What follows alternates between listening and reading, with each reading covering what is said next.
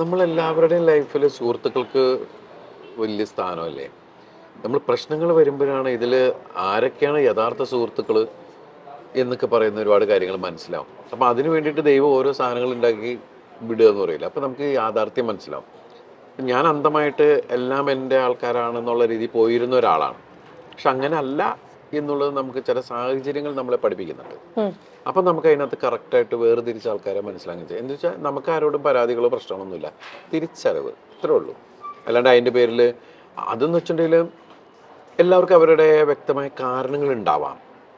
അപ്പോൾ പിന്നെ നമുക്ക് നമ്മൾ ബോധ്യപ്പെടുക. നമ്മൾ ചില സമയത്ത് നമ്മൾ വിചാരിക്കാത്ത ആൾക്കാർ, അപ്പോൾ എൻ്റെ ലൈഫിൽ ഞാൻ സ്വപ്നത്തിൽ വിചാരിക്കാത്ത ആൾക്കാർ വന്നിട്ടാണ് കൂടെ നിന്ന് സപ്പോർട്ട്. ഞാൻ ഇയാൾക്കൊക്കെ എത്ര ഇഷ്ടമാണോ എന്നെ എന്ന് തോന്നിയിട്ടുള്ള വിഷയങ്ങൾ ഉണ്ടായിട്ടുണ്ട്. അത് വലിയ വലിയ ഇൻഡസ്ട്രിയിലെ ആൾക്കാർ. കാരണം ഞങ്ങൾക്ക് അങ്ങനെയുള്ള സ്ഥാനത്ത് ഇറങ്ങി വന്ന് വീടിനെ നമ്മൾ പാമ്പർ ചെയ്യുക എന്ന് പറയില്ലേ. അപ്പം അവരുടെ മനസ്സിൽ നമ്മൾ ഇത്രയും അവർ നമ്മളെ ചേർത്ത് വെച്ചിട്ടുണ്ട്.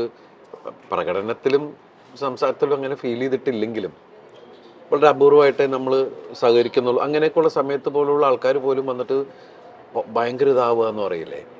എൻ്റെ വീട്ടിലെ ആൾക്കാരൊക്കെ ഭയങ്കര പാമ്പർ, ഇങ്ങനെ ആരും ഇല്ലെങ്കിൽ എല്ലാം നമ്മൾ എന്താണ് ഒരു പിടിയില്ലാത്തൊരവസ്ഥയിൽ കൂടി പോകുമ്പോഴേക്കേ അതൊക്കെ വലിയ എക്സ്പീരിയൻസ് തന്നെയാണ് ലൈഫ്. എന്നാൽ ഒരു 3 AM ഫ്രണ്ട് നമ്മൾ പറയും, രാത്രി 3 മണിക്കാണെങ്കിലും എനിക്ക് അവനെ വിളിക്കാം, എനിക്കത് ചർച്ച ചെയ്യാം. അങ്ങനെ എല്ലാവരുടെ മനസ്സിൽ അങ്ങനെ ഞങ്ങൾക്കൊക്കെ ഒരു 3 AM ഫ്രണ്ട് കാണുമല്ലോ. ദിലീപേട്ടൻ അങ്ങനെ ഒരു 3 AM ഫ്രണ്ട് ആരാന്ന് ചോദിച്ചാൽ സ്കൂളിൽ പഠിച്ചവരായിരിക്കും, ആര് വേണം അങ്ങനെ ഒരാൾ. എനിക്ക് എൻ്റെ ഇപ്പോൾ ഉള്ള സുഹൃത്തുക്കളെല്ലാം 3 AM ഫ്രണ്ട്സാണ്. ആണല്ലേ? കാരണം ഏത് സമയത്ത് വിളിച്ചാലും ഏത് സമയത്തും വിളിക്കുക. കാരണം ഞാൻ ആയിട്ട് കമ്മ്യൂണിക്കേറ്റ് ചെയ്യുന്ന ആണായാലും പെണ്ണായാലും അവർക്കും അങ്ങനെ തന്നെയാണ്. 24 hours എന്ന് പറയുന്ന പോലെയാണ്. അല്ലാണ്ട് ഫോമൽ അത് ഇപ്പോൾ ഉള്ള ഫ്രണ്ട്സിൻ്റെ ഞാൻ പറഞ്ഞത്. ഏത് സമയത്ത് അതിലിപ്പോൾ എടുത്തു പറയാൻ നിങ്ങൾക്കറിയാം. ഇപ്പം നാദിർജയാണെങ്കിൽ ലാൽ ജോസ്, കുറേ പേരുണ്ട്. അതിപ്പോൾ സംവിധായകർ പോലും ആണെങ്കിലും ഞാൻ ഒരു സമയം പോലും നോക്കാണ്ട് വിളിക്കുന്ന ആൾക്കാരെ കൂടുതലും. എനിക്കെപ്പം വിളിക്കണം തോന്നുന്നു, സംസാരിക്കണമെന്ന് പറയണ സുഹൃത്തുക്കളെ. പണ്ട് നമ്മൾ ഫോമലായിരുന്നു. അങ്ങനെ വിഷയം വരുമ്പോൾ ആരെന്തൊക്കെയുണ്ടെന്ന് പറയുമ്പോൾ എൻ്റെ ഇപ്പോൾ വീട്ടിൻ്റെ അവിടെ നോക്കുകയാണെങ്കിൽ എന്നെ ഏറ്റവും കൂടുതൽ സപ്പോർട്ട് ചെയ്ത ആൾക്കാരാണ് ശരത്ത്, ബൈജു എന്നൊക്കെ പറഞ്ഞത്. പക്ഷെ അവരെയും കൂടി കൊണ്ടുവന്ന് ഇതിനകത്ത് ഈ കേസിൽ പ്രതികളാക്കുക എന്നൊക്കെ പറയുന്ന ഒരവസ്ഥയാണ്. അവർ മനസ്സാവച്ച് അറിയത്തൊക്കെ അവർ നമ്മുടെ കുടുംബത്തെ സപ്പോർട്ട് ചെയ്ത ആൾക്കാരാണ്. അതിൻ്റെ പേരിൽ അവരെ പിടിച്ചിട്ടാക്കുക, അതൊക്കെ ഭയങ്കര സങ്കടകരമായ കാര്യങ്ങൾ. അപ്പോൾ സിനിമയിൽ ഇപ്പോൾ പ്രൊഡ്യൂസർ അസോസിയേഷനിലും ഡിസ്ട്രിബ്യൂട്ടേഴ്സിലും തിയേറ്റേഴ്സിലൊക്കെ ഉള്ള ആൾക്കാരെ എനിക്ക് ഏത് പാതിരാത്രം വിളിക്കാം. അവർ എൻ്റെ ഫോൺ കണ്ട അപ്പം അവർ തിരിച്ചു വിളിക്കും എന്ന് പറയുന്നൊരു കാര്യമുണ്ടല്ലോ. അപ്പം അതൊക്കെ വലിയ കാര്യങ്ങൾ തന്നെയാണ്.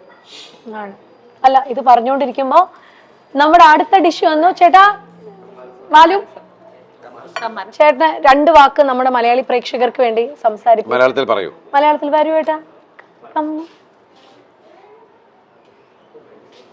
ആദ്യം ഈ ഡിഷിനെ പറ്റി പറയാം. ഇത് പാഷൻ ഫ്രൂട്ടിന്റെ അല്ലേട്ടാ, ഇതൊക്കെ ഞങ്ങൾ സ്ഥിരം കഴിക്കുന്നയാ. അമർ അക്ബർ എന്തോണിയോ കമാര സംഭവം ഏതാ വേണ്ടേ ഞാൻ പറഞ്ഞുതരാം. എല്ലാം എവറിത്തിങ്. ഇത് ചിക്കനാണ്. അതാണ് പഴംപാനിയുണ്ട്, ചിക്കനുണ്ട്. ചിക്കൻ ഒരു ഗ്രില്ല് പോലത്തെ ആട്ടാ. പിന്നെ ഇതിന്റെ ഏറ്റവും വ്യാഴാഴ്ച ആയതുകൊണ്ടാണ് ഞാൻ നോൺ വെജ് കഴിക്കാത്ത കേട്ടോ. ഇതൊന്നിനെ പറ്റിയും ധാരണയില്ലാത്ത കിട്ടുന്ന എല്ലാം വലിച്ചു വാരി കഴിക്കുന്ന ഞങ്ങളെ പോലുള്ള നമ്മൾ ഈ തിങ്കൾ അങ്ങനെയൊക്കെയുള്ള ചില ദിവസങ്ങൾ, ശനി എന്നൊക്കെ പറയുന്ന ദിവസങ്ങൾ അങ്ങനെ വെജിമ്മയാണ് പോകുന്നത്. നല്ലതായിട്ടാ. മൊത്തം ഒന്ന് ക്ലെൻസ് ആവാനും നമുക്ക് ശാരീരികമായി. It's very nice. Matheesh, thank you. കപ്പ ബിരിയാണി ഉണ്ട് കേട്ടോ ഇതില്.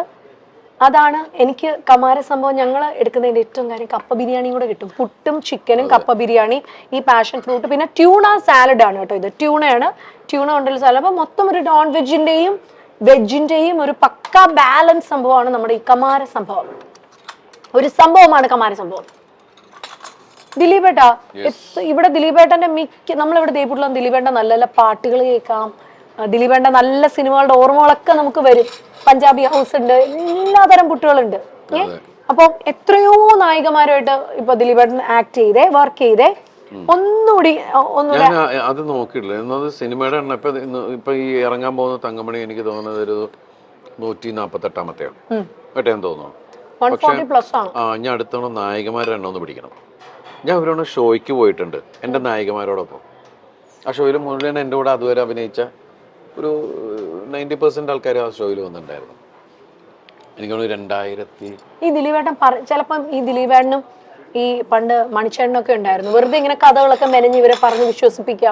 ഏറ്റവും പെട്ടെന്ന് ഈ കൺവിൻസ്ഡ് ആകുന്ന ഒരു നായികാരായിരുന്നു ദിലീപേട്ടൻ. തന്നെ ആണല്ലേ? എല്ലാവരും പറ്റിക്കണ ഒരു, കാരണം എല്ലാ കോർട്ടിസ്റ്റുകളും കളിയാക്കുക. അതാണ് സലീമൊക്കെ പറഞ്ഞത്.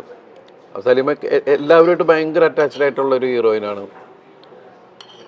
കാവ്യ. അവളെല്ലാവരും ഇങ്ങനെ ഓരോന്ന് പറഞ്ഞു അവൾ വിശ്വസിക്കുകയും ചെയ്യും.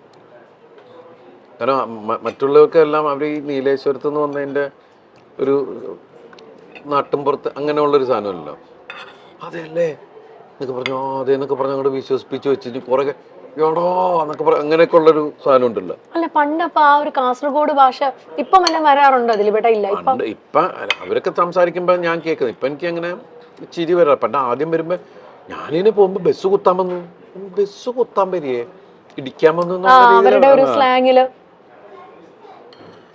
പക്ഷെ ഇന്നിപ്പോ മലയാള സിനിമയിൽ ശരിക്കും പറഞ്ഞാൽ ആ ഭാഷ എല്ലാവരും ഇഷ്ടപ്പെടുന്ന, എല്ലാവർക്കും എത്ര പടങ്ങളും അതിന്റെ പേരിൽ ഹിറ്റായിട്ട് നമ്മൾ കാണാൻ പോയിട്ടില്ലേ? രസമല്ലേ അത് കേൾക്കാൻ? ഭാഷ നല്ല ഭാഷ, നല്ല രസമാണ്. കേൾക്കാത്ത പ്രയോഗങ്ങളും അത് അവർ കാസർഗോഡ് ഭാഷ അല്ല അവിടുത്തെ ആൾക്കാരൊക്കെ കൂടി അങ്ങോട്ടും ഇങ്ങോട്ട് സംസാരിക്കണ കേൾക്കണം. അപ്പോഴാണ് നമുക്ക് ഏറ്റവും കൂടുതൽ ഇത് വരുള്ളൂ. മാറി നിൽക്കുമ്പോൾ ഭയങ്കര ചിരി വരും. എന്നുവെച്ചാൽ ഒരു ഭയങ്കര ലാളിത്വവും ഒരു നർമ്മവും ഉണ്ട് ആ ഭാഷയ്ക്ക്. തമാശക്കൊക്കെ വേറെ ലെവലാ. നമുക്ക് എങ്ങനെ അത് ഇന്റർപ്രറ്റ് ചെയ്യാം ഇവരുടെ ചില വാക്കുകൾ.